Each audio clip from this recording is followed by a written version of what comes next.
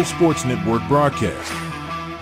You can find us on Roku TV, Amazon Fire Stick TV, Facebook, and YouTube. Get all your sports news here first. The daily podcasts are Ken and Ken in the Morning, Lions Talk with Smoking Jeremy B, Wrestling Roundup, The Big Football Show, and more, Shield TV, Lions Villain Report, and Red Zone Rant. The afternoon podcasts are Valhalla, Grosef Sports, WCFL Dolphins Talk, The Cheap Seats, The Bodkin Show, Spirit of Detroit Podcast, and Maniacs. The nightly podcasts are Palace Hall Report, Frozen Tundra Network, Skull Gang 365, The Huddle Sports Network Open Mic, First and 10 with Foz, Main Event Football Show, Prime Sports World, The Man Cave, Prim and Proper Sports. Spitballing Podcast, Lions Fan Cave Chat, Puckett, 313 Den Podcast, The Guys Huddle, Shots from the Sideline, Let's Talk Sports, The Michigan Truth Sports Podcast, Off the Rails, NFC Northeast, Power Hours, and Detroit Lions News. Make sure you follow, like, share, subscribe, and comment. Here locally in the community, make sure y'all go check out New Cat Body by Jeremy Jones.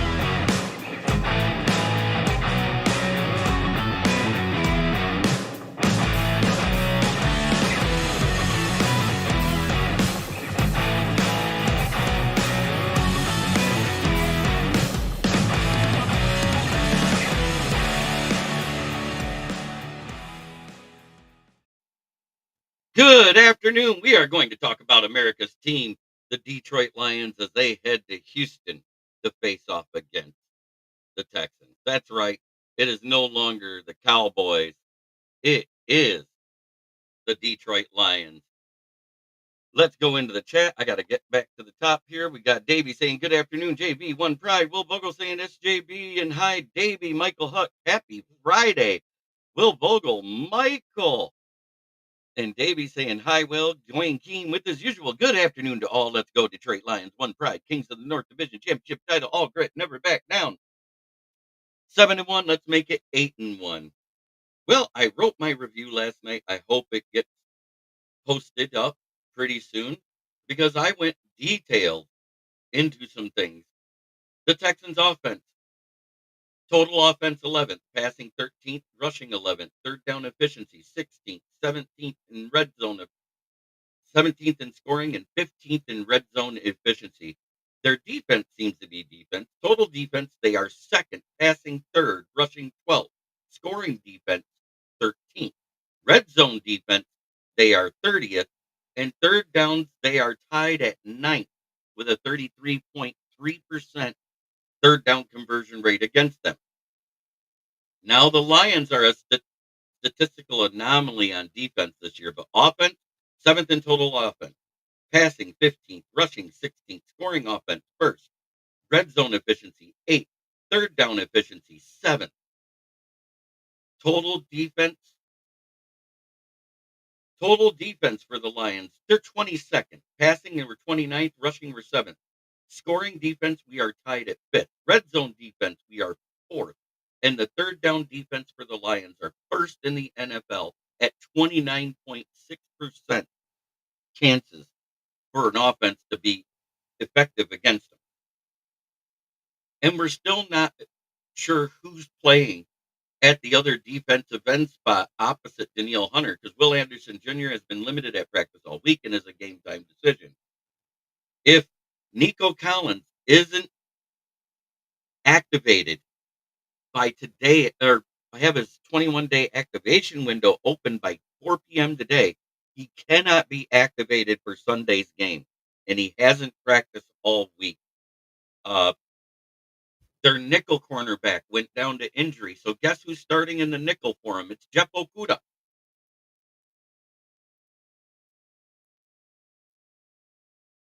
right now, it is good to see everybody. 8-1. Let's win out. Go Lions. Jim, Sonic and Knuckles are going to have great games, and I hope so, Dwayne. What's up? Well, let's see. Monty is averaging 5 yards per carry right now. Gibbs is over 6. And this is right where they almost ended the season. I think David Montgomery was 4.8 last year, and Gibbs was almost 6. So we're right where we were last year, and even better with the addition of Zietler. JMO being back is huge. I don't think either Iffy or Emmanuel Mosley gets activated this week because there's only 4 days left on Broderick Martin's 21-day window, which he did let Zadarius Smith have his number of 99. Yeah, so what I'm saying is the Lions are pretty good. Number one in passing efficiency and against the blitz in the NFL right now is Jared Goff. They, what he's doing is unheard of through 6 games. 82.3% completion rate, 0 interceptions, 5 touchdowns. What more do you want out of the guy? Uh, we have scored a total with our rushing offensively 28 touchdowns to 24 incompletions. We're still keeping that strict streak alive, guys. So they are without Stephon Diggs as well, who's out for the season with his ACL. All they got is Tank Dell and Robert Woods, and I'm not saying they're bad. I like Tank Dell, but CJ Stroud is 22nd in the league versus the blitz. And the one thing we've done a lot since Aiden Hutchinson was injured is increased our blitz rate dramatically. Before Hutchinson, it was 14.6%. After Hutchinson, it has been raised to 38.9, which means we were blitzing at a 45% clip, highest in the NFL other than the Vikings. So that's a huge disparity there. And the fact that he's 22nd in QBR versus the blitz, that bodes well because whether Zadarius Smith is put in as a starter or a rotational piece, the one thing we agree on is he's going to be better pressure, and he helps to set the edge against athletic quarterbacks.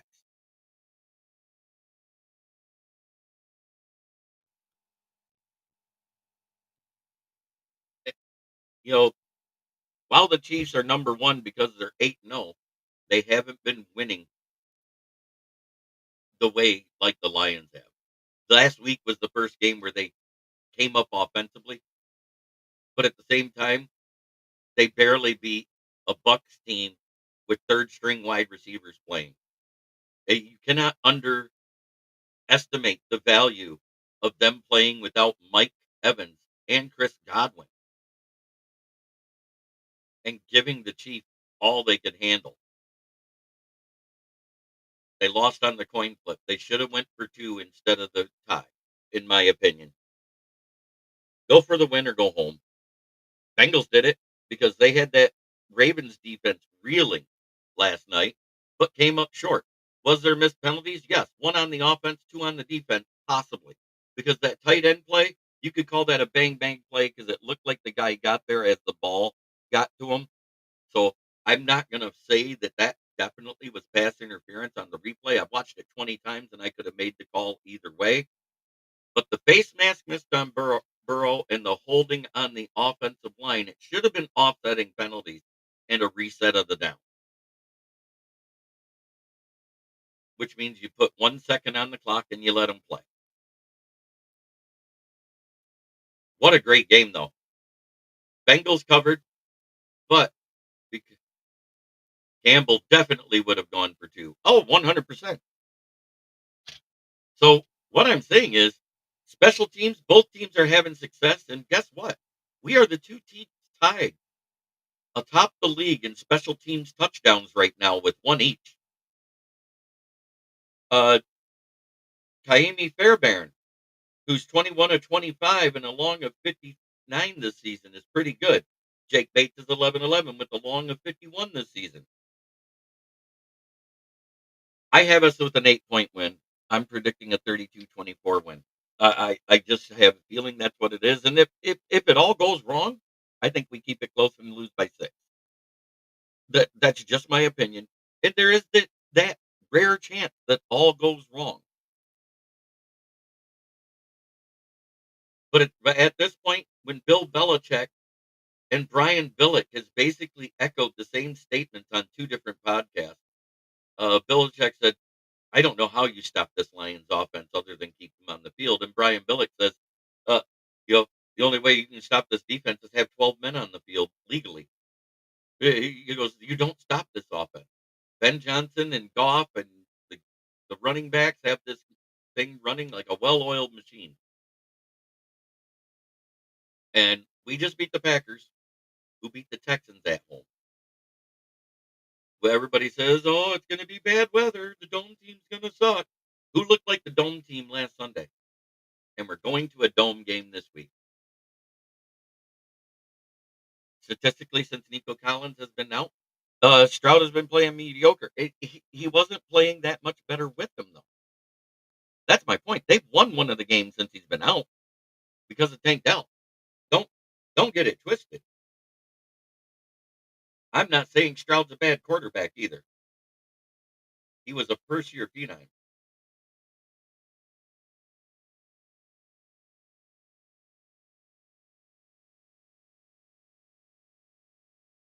Oh yeah, he does have a bigger chip on his shoulder this week. I just hope he makes a better decision. While everybody faults it, I kind of agree with throwing him out of the game. It's sending a message to everybody else. Should they have done it to other players last week? 100%. They should have kept it even across the board, but they didn't. So I'm not going to cry about the refs.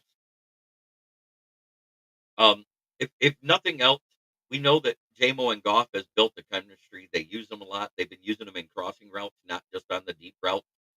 So he's going to take away not target, but attention from St. Brown and Laporta.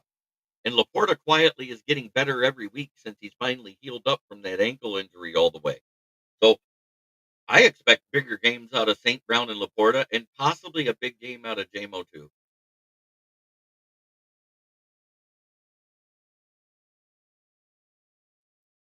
Hey, Michael Huck, I hear you. But there isn't many experts picking against the Lions right now. Brad, Dan, Johnson, and Glenn had these players ready to go.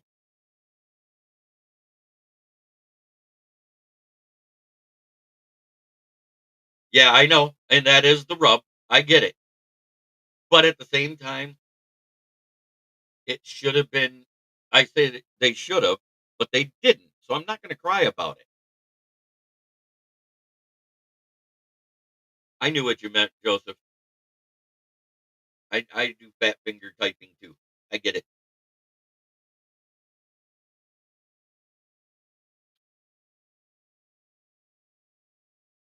But Nico Collins not being activated, let's go check that right now. I want to see what the Texans injury report this morning.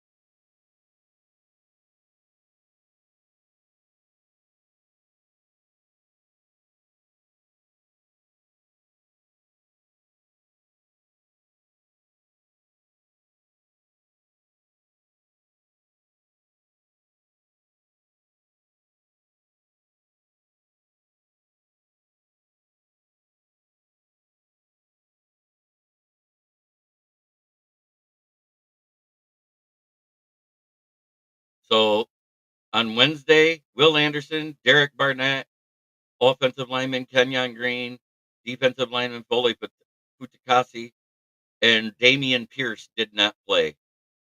In limited practice was both linebackers Aziz Al Shahir and Jake Hansen. Jerry Hughes was limited. Shaq Mason was limited. Jeff Okuda was full. Laramie Tunstall was on rest, and Jimmy Ward was limited. And Jarrett Patterson, the offensive lineman that's been playing at right tackle, is in concussion protocol. So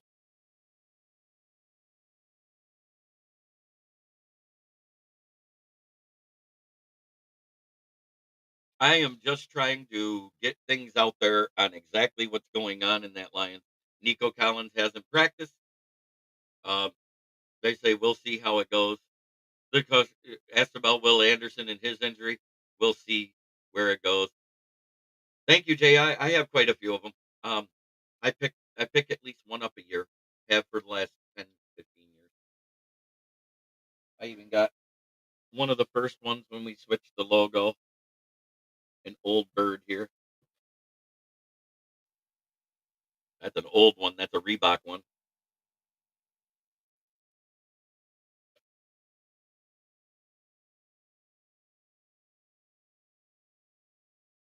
But it looks like we should roll over them. But the Houston Texans are a good team.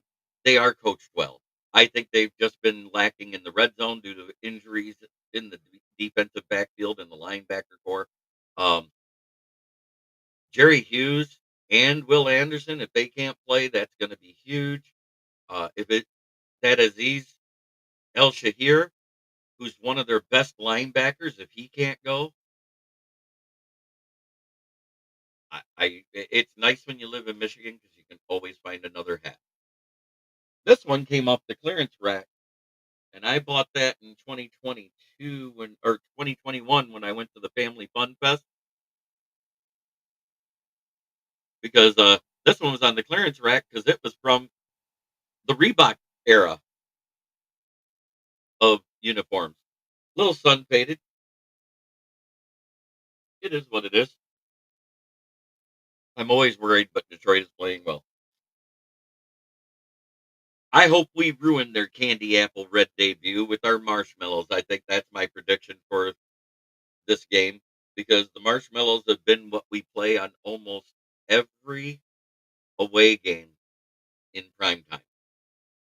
And here's the one thing we can say over the last 2.5 seasons: the Lions are 9-1 in primetime games. The one loss being the NFC Championship game.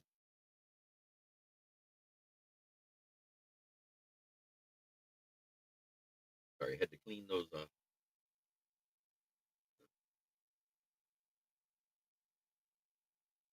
Yeah, you got to do it online.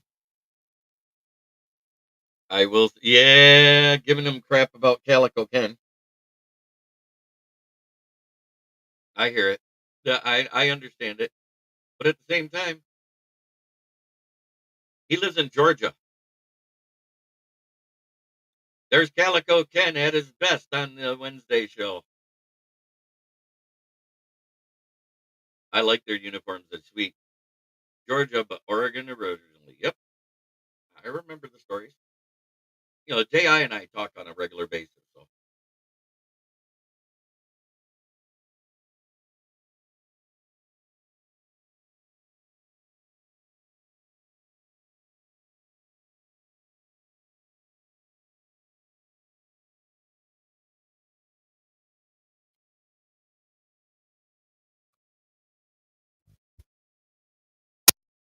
haven't seen Smoking Dad in the chat yet. Waiting for that to happen.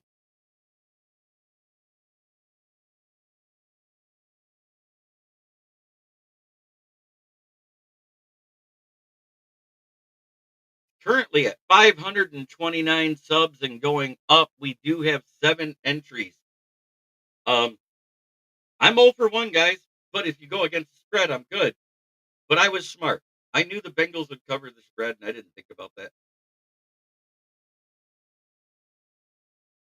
I wish I knew how to take a picture and do AI on it. I'd blend take Ken's picture with and blend it with the cat. Oh, that's funny.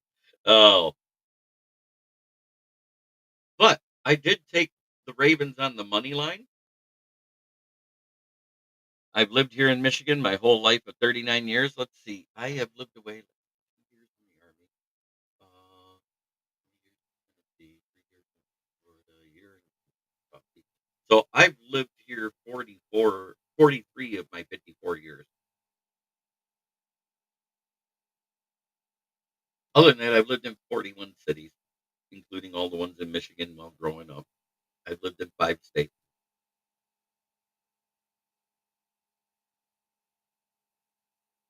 I hear you, Jay. Heading to South Carolina for the winter. Got to take my lion stuff with me.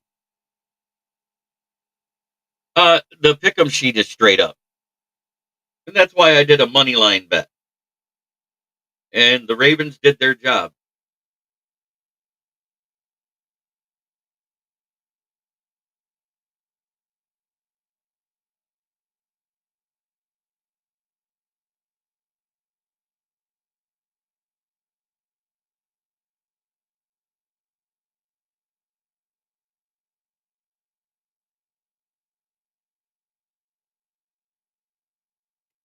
So I did a 14 leg parlay for $10.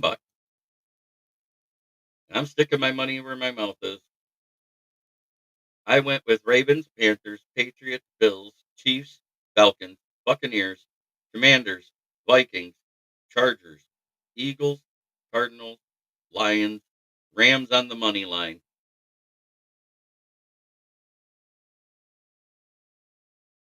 The plus odds are 26,956.38 to 1.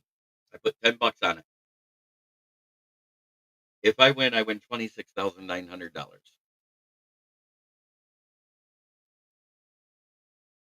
Oh, Ramona. Nice there.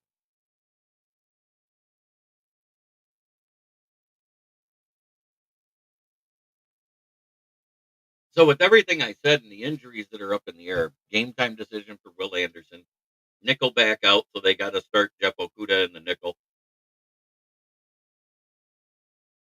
It's due to the fact that the injury report for the Bears is 18 players long.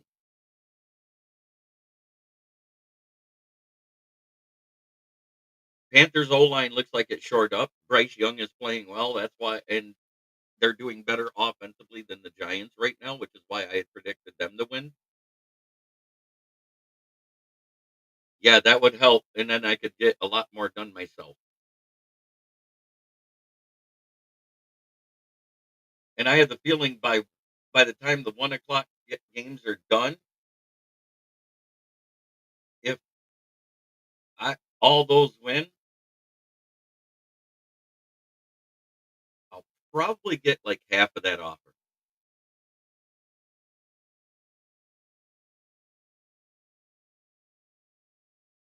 Yeah, that is a list of players. And right now, the only guy that's rumored to be out for anything out of everybody's a full go except and that now we know Rodrigo and the other guy isn't practicing. Can't remember, but Pascal is back.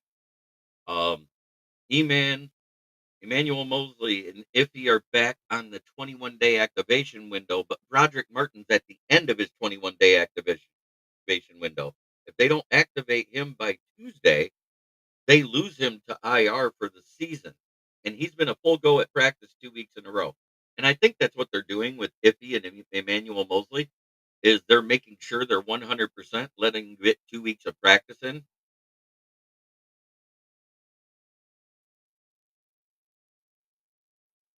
My guaranteed for life phone case broke after 2.5 years.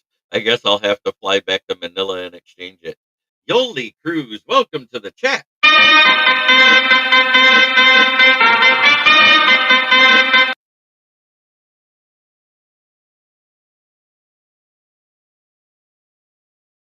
Because he was waived and he automatically, as a UDFA rookie,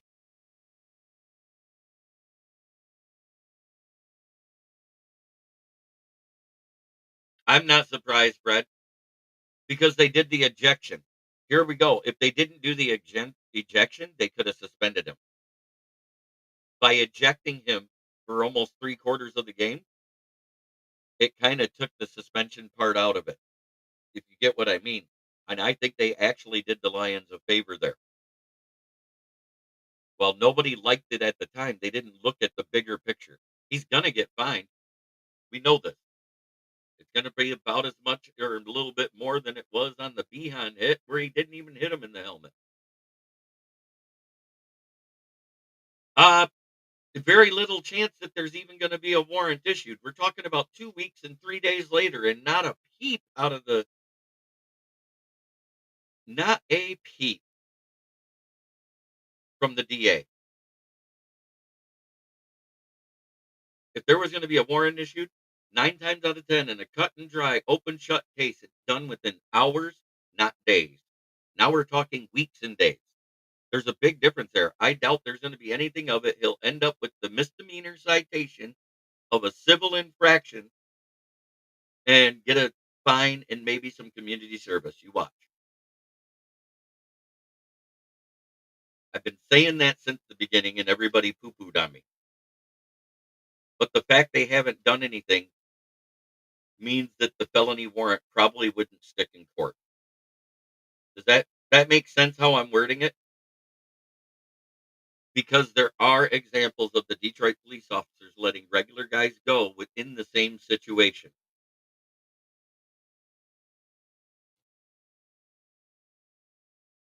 Well, no, the waiver wire's done. He's back on the Ravens practice squad because that's where he returns after clearing waivers. It's only a 24-hour period. That means he can be poached without a draft pick. But I still think it would be better to go after someone like Andre Carter, who's in his second year on the Minnesota practice squad, and let Terrell Williams coach him up.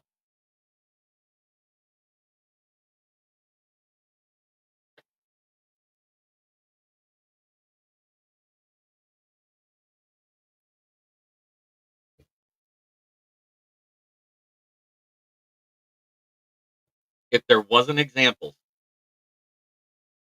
if there wasn't examples of regular guys being released by cops in Detroit for the same exact thing without with being in cuffs, waiting and getting a decision, then I wouldn't have said anything about it. I just said, "Now let's just wait and see what they say." But usually with high profile things and a high profile player, if there's enough stuff to issue a warrant, it's done right away.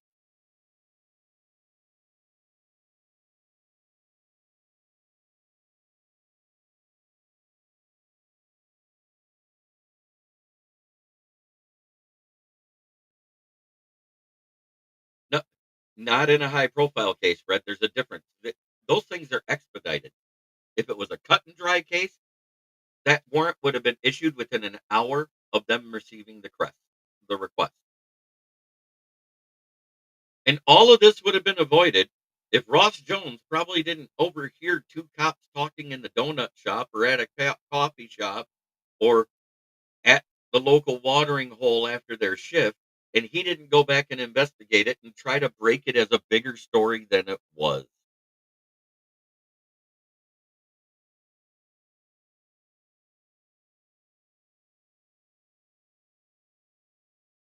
Oh yeah, he has a high ceiling. Plus, with the deferment of enlistment, unlike they did with who was the guy we drafted, Caleb Campbell, the strong safety out of Army, if I remember right. Unlike what they did to him and made him do an enlistment first and then come back, he's on that exemption as long as he's in the NFL. He doesn't have to serve except in the off season as a recruiter. So I'd love to get Andre Carter. I just think he has that size. He's that size and speed and shape of Hutchinson with the right coaching. He could be amazing.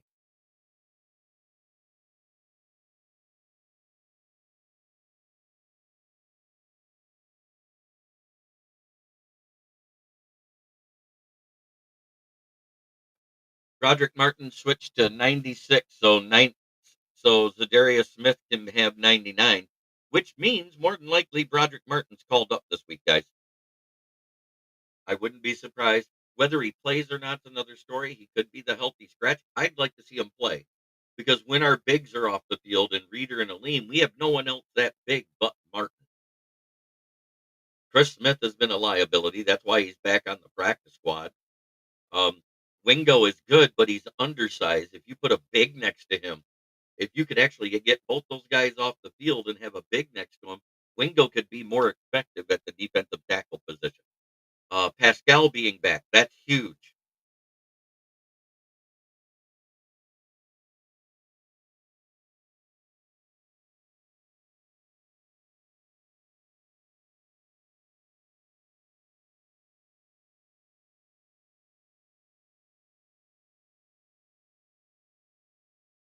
When I give my opinions on stuff, I try to do it with facts. I try not to put my heart into it because number one, if you just put your heart into it, um, you're going to be let down more often than not.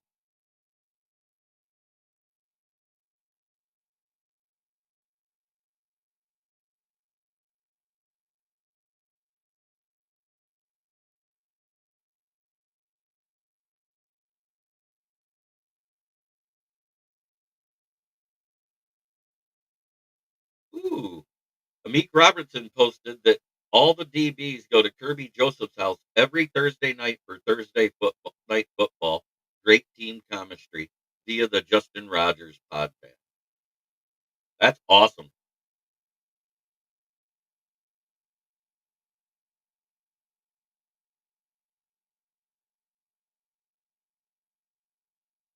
All I'm saying, Fred, a high profile case they don't put on a back burner.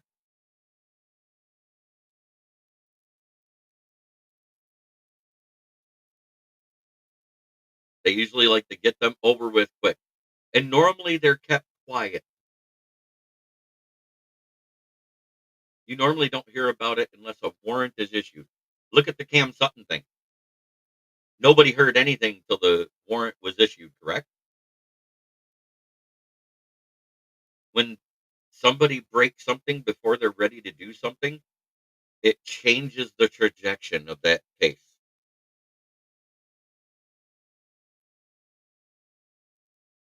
I hope I made sense on what I'm saying there.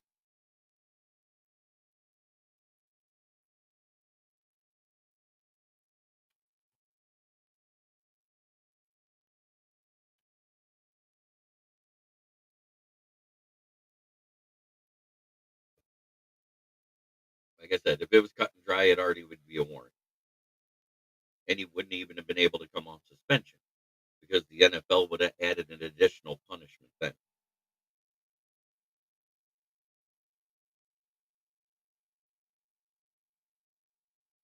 Now remember, Carter fell to what was it, third or fourth round? Let's look that up.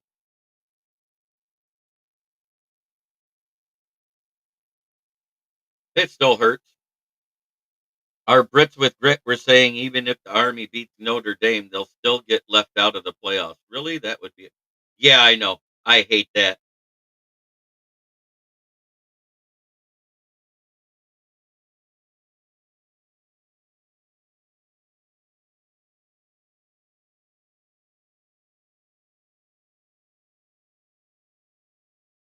All right, Andre Carter, 6'6", 256 pounds. Um, he was not drafted. He was a UDFA. He's played in one game and had two tackles. They just don't use him. I would love to poach him off that practice squad and bring him in. Somebody young with size and speed. Somebody that was really making a difference on that Army defense. Remember?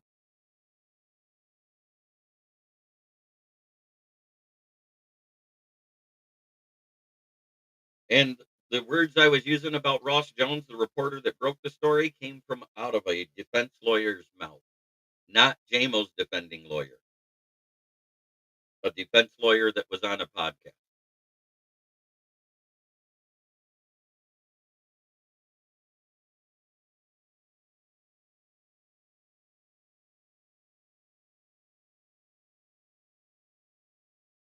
What was that about there, Fred?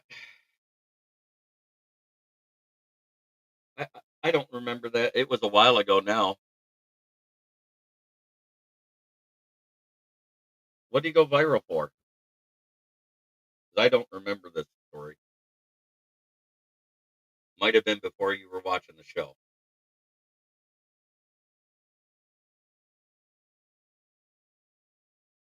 But I am very happy to report that we're basically healthy and Taylor Decker's a game time decision.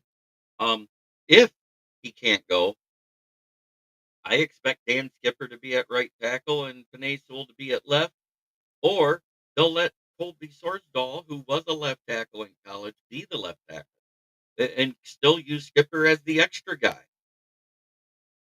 I mean, there's all sorts of things we can do. But as of right now, he said he doesn't think it's serious and it's a game time decision for Decker. So that's huge.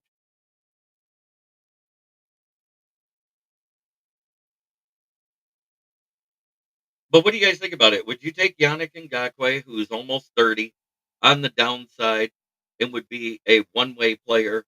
Or would you grab somebody that can play like outside linebacker slash DN, who's almost in the same exact mold and an inch taller than Aiden Hutchinson, to put opposite Zadarius Smith every now and then?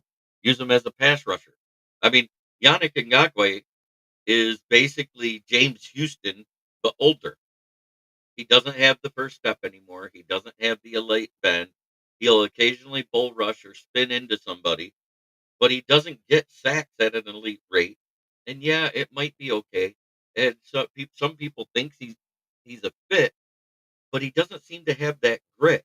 He's more inconsistent than Aaron Rodgers this year, who's as inconsistent as IBS.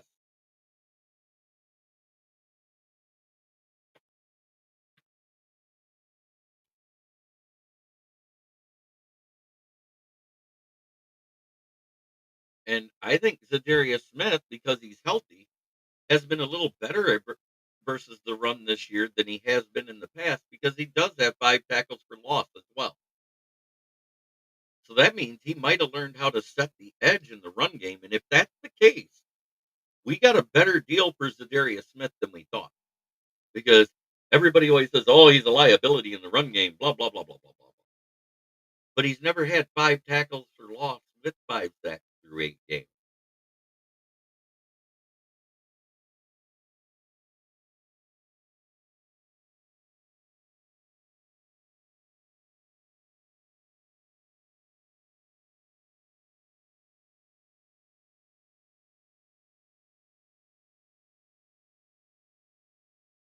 Oh, Jesus.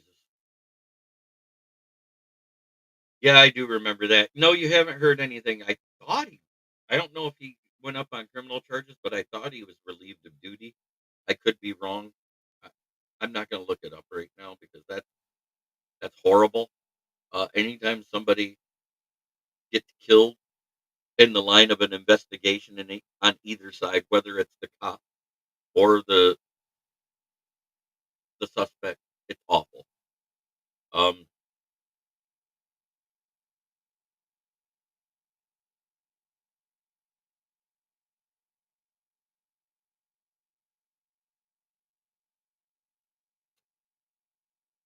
but that's a guy I'd poach to see what Terrell Williams can do with him because his actual height is 6'6.5" 260 pounds. Arms length is almost 3 foot. Hand span is almost 10 inches wide, long. His 40-yard dash is sub 5. His 10-yard split was 1.65, which is elite, and his 20-yard split was 2.75. The 20-yard shuttle cone, he did actually a 4.29, which is very respectable. In the three-cone drill, he beat 7 seconds. His vertical jump is not much, 30. 30 inches. His broad jump was 9'1", so that does show explosiveness. And his bench reps, he's not the strongest cat in the class, but he utilizes less of a bull rusher and more of a speed rusher, utilizing the spin and the swim moves. He has decent hand pop, but he doesn't have elite strength. So it's a guy I would consider grabbing. I mean, on the RAS scale, he had over a 7, which is NFL starter rating. It's not Pro Bowler, but he might be better than James Houston. He might be better than Mitchell Agood or Isaac Ukwu if given the shot and coached up properly. And it would be a guy that we could interject into the lineup just before the playoffs if he gets started learning with the team now off the practice squad, is my opinion. But he would have to go to the active roster for a minimum of 4 weeks. And with the guys we got coming up, I don't think we poach anybody unless we drop somebody again. If you see,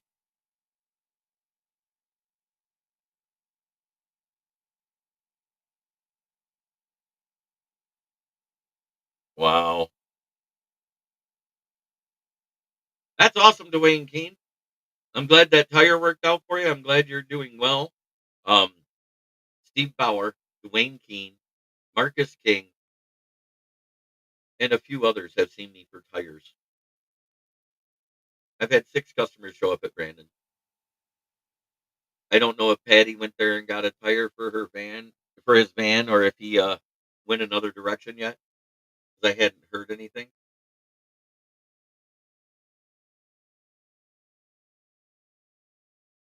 But I was contacted by Patty for his tires for the van,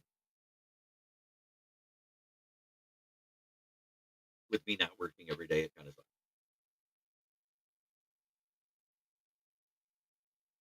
Oh, it's for your sister? Okay, good. Either way, it's all good. Hmm.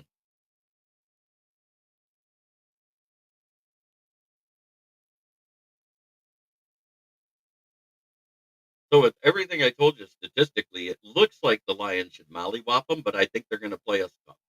They haven't lost the game by much this year as far as the Texans are concerned. But if they can't the Lions are the most efficient on offense on getting to the red zone, at getting to the red zone 70% of the time, and they are the least efficient as a defense in the red zone at giving up points at almost 70% of the time.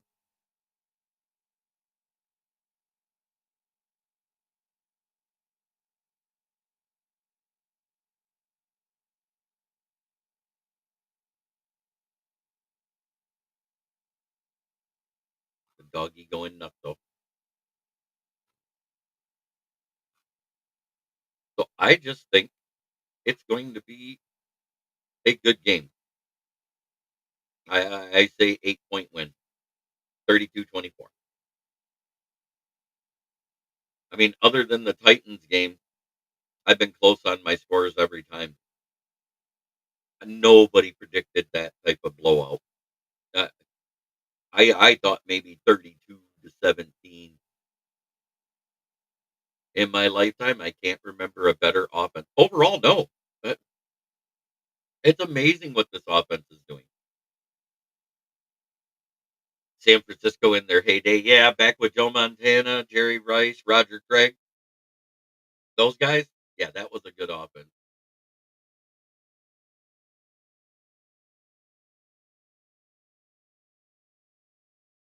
Oh, I know what you meant by the Lions.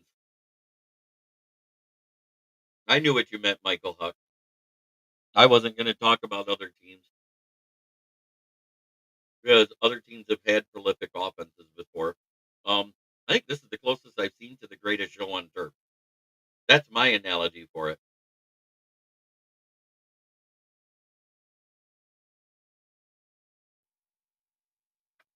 Explosive the run plays, almost unstoppable passing. Um, Goff is playing at a better level than Kurt Warner was that year, and he was amazing.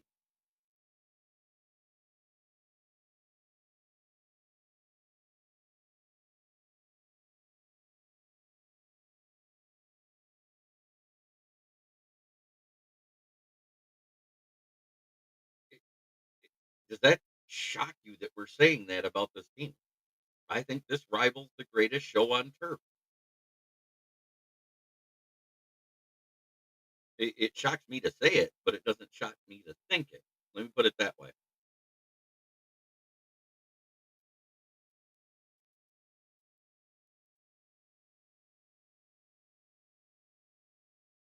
Yeah, it's really impressive, and we got to stop poo-pooing that it's the O line, poo-pooing that it's Ben Johnson, Michael Marsh, Lions 42, Texans 9.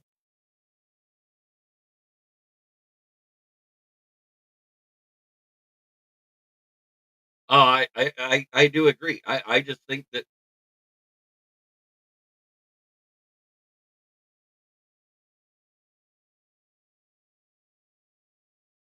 hey, that's coming from a Packer fan. Oh no, what do you miss? The fact that Nico Collins hasn't been activated to his 21-day activation window, hasn't practiced all week. More than likely, he's out. Will Anderson did not practice Wednesday. was limited yesterday and limited today, so he is on that questionable, doubtful thing.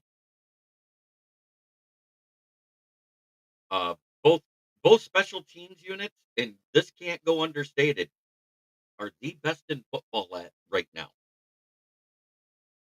Fairbairn is at 89.4 field goal percentage. Jake Bates is 100, but Jake Bates has only had to try 11 of them, where he's made 21 of 25. So those are huge. That and Fairbairn has the long of 59.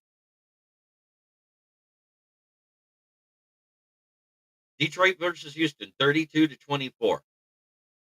Detroit wins. Pittsburgh versus Washington. Both defenses are playing well with the addition of Lattimore to shore up that secondary for Washington. I expect it to be a low scoring game.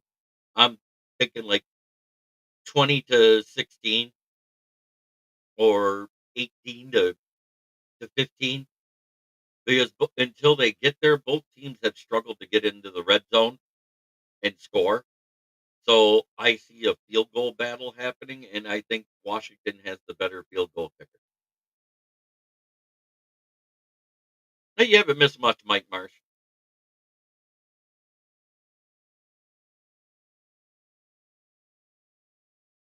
Just going. I went over that. I went over some statistics. The Texans are not as good as everybody thought they'd be this year. They're still winning their division because the rest of the Washington,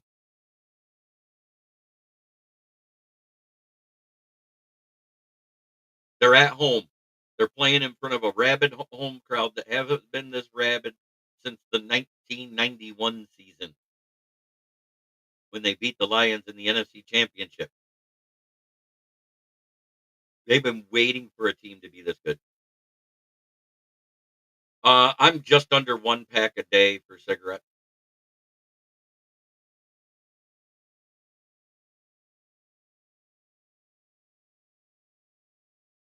because I don't do it live during the show anymore. I don't go outside during my shows unless I have my co-host on and he can run the show for a minute and I'm jonesing.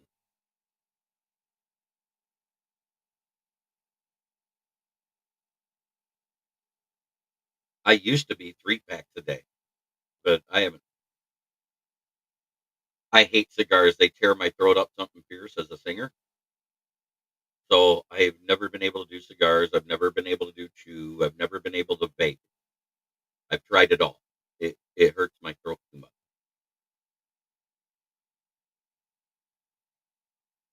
I smoke probably between 10 to 15 cigarettes. Yeah. When I was in the army, I was smoking 3 packs a day. That was the first 2 years after I got out of high school, or a year and a half, whatever.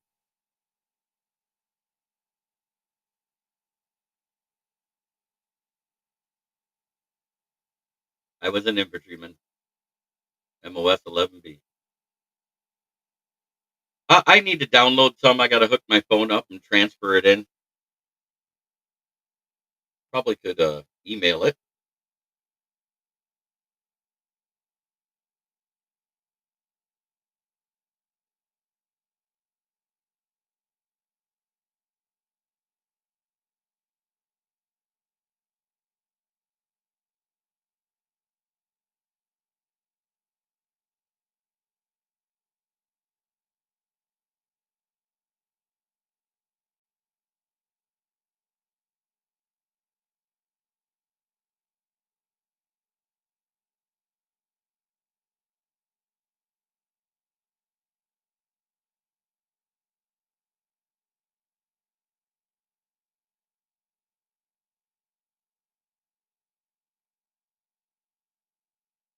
Just emailed it. Let me see if I can get them to download.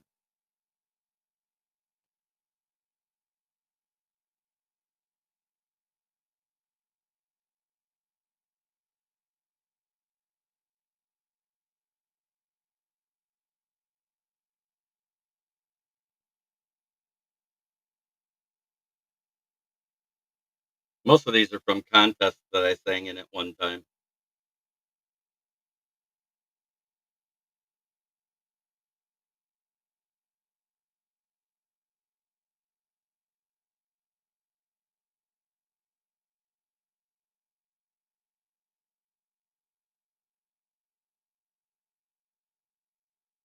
I got Lions 34-24, Pittsburgh versus Washington. I'm going to be a dogfight. I'm going with Pittsburgh 27-24.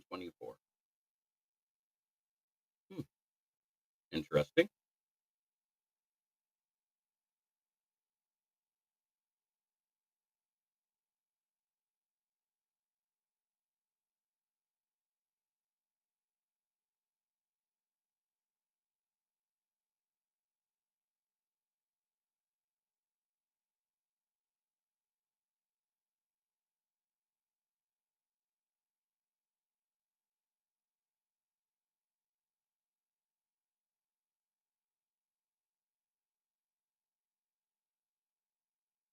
Um,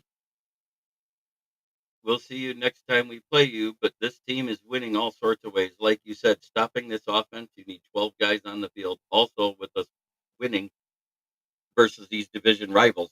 Let's face it, we faced 3 undefeated teams and a 1-loss team and haven't missed a beat. I don't even want to talk about the garbage guy. Our only loss is to a team that's fighting for the division right now and damn near beat the Chiefs. So that's a testament to how good the Bucks are, despite their record. So I'm going to give you guys the choice. I got 4 downloaded.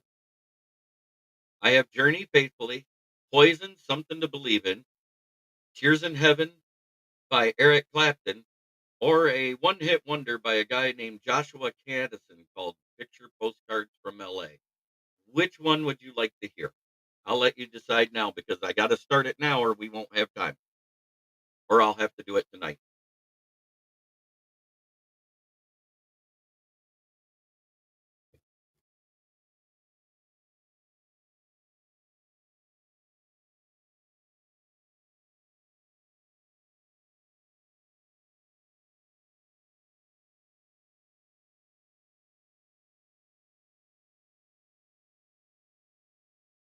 Oh, God. Since I can do that, I just figured something else out.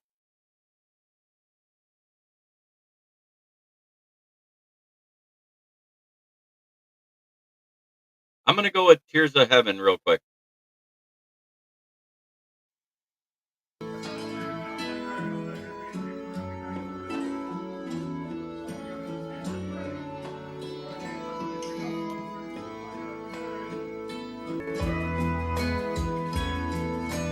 Okay. Sorry. Where it was at in the song.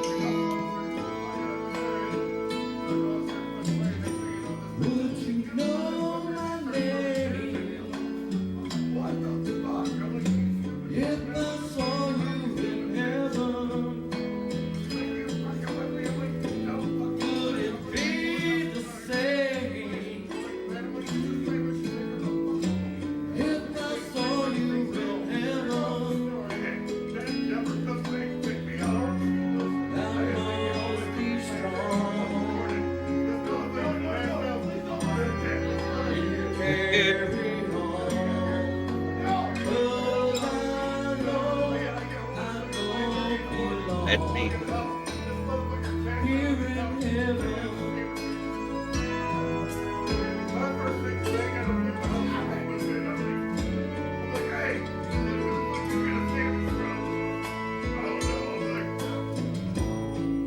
Would you hold my hand if I saw you in would it help me stand if I saw you in heaven on my way through night and day? 'Cause I know I'd look and say here in heaven.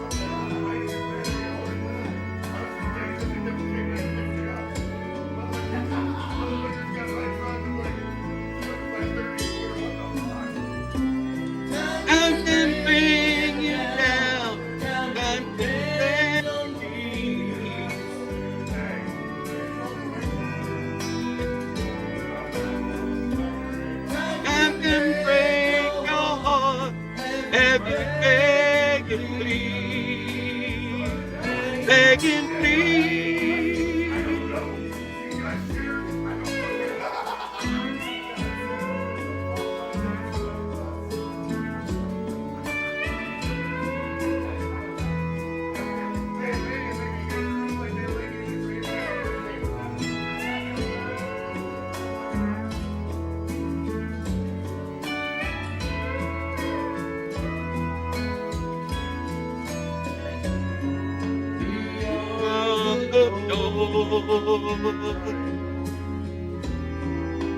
There's peace assured, and I know there'll be no more tears in heaven.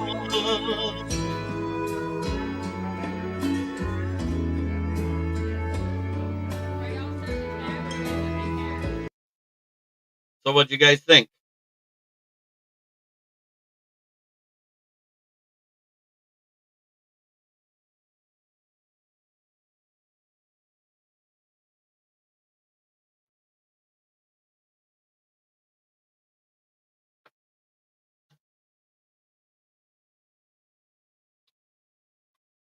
I know you could hear the sounds of the bar in the background. That was karaoke night. I recorded it right here on my phone.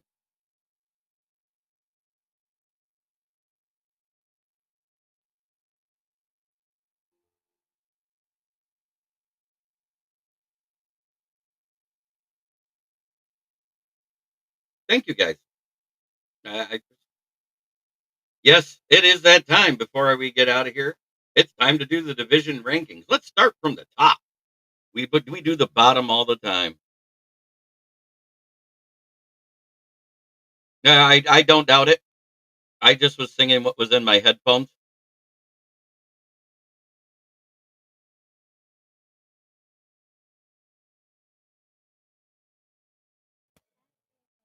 At 7-1 and still atop the NFC North Division, it is the mighty Detroit Lions.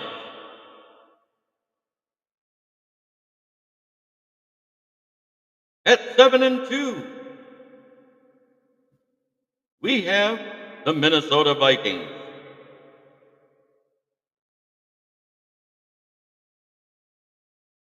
At 6-3, it is the Packers. FTP, fuck the Packers. In last place in the division, it's fuck the Bears.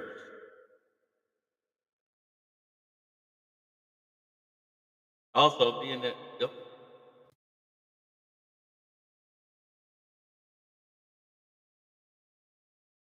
Oh, that's cool. Down with the pack. Jordan Loves goes for Detroit. Woohoo! Also being said, I haven't said it. Fuck the Lions, fuck the Bears, fuck the Vikings, fuck the Cowboys. Go Pack, go. Yep, right to third place.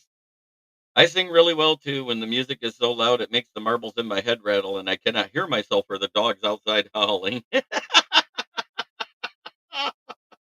great. Well, I want to thank everybody for coming in today. You guys have been amazing. Try every day to be a better person than you were the day before, because that's the only way to make the world a better place. And here is my last ad of the day. Brandon Service, right at the corner of South Grand Traverse and West Atherton Road, 602 West Atherton Road. In Flint, where the water's shit, but the tires are good. Stop in and check us out. Used tires starting at 45 bucks and up, depending on size and condition. If you need new tires, please call 810-233-8230. Talk to George, Red, or myself. Thank you for choosing to watch Kneecap Biting with the Motor City Lions to get your Lions news and